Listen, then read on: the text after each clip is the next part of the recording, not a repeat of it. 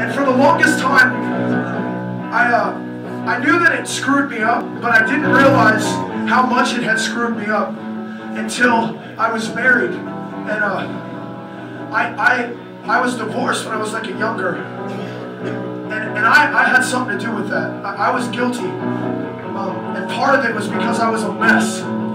Like sexually. If you've ever been sexually abused, it just F's with you. It's just like you're just messed up, man. And for the longest time, I was like, well, it's just my problem. And then I went through my divorce and I realized that that person had contributed. It wasn't all them, but they had contributed.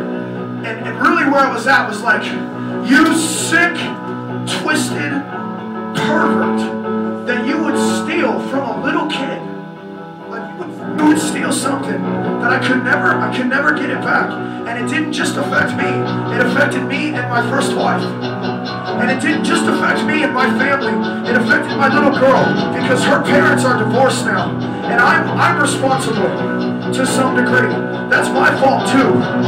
And so I realized this person didn't just steal from me. They stole from my family. And they didn't steal from my family. They stole from my little girl. And she's so awesome. And I couldn't fix it. And there's a point in my heart where I'm like, you know what? You owe me. You owe me forever. You owe me. And I will be God to you. As long as I live, you should get no rest for life.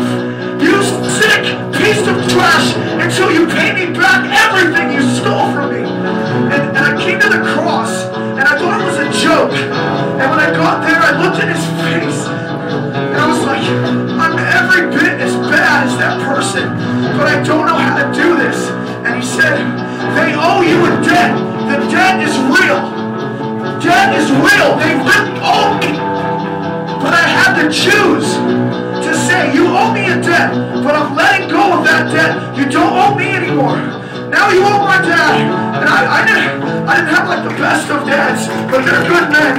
But I've never had a dad like that. And I'll tell you what, the minute I chose to forgive the debt is the minute I was free. And so I'm saying this to anybody that's ever been a victim in this room. If you've got stuff in your heart, there's debts outstanding. So tonight is the night to settle accounts.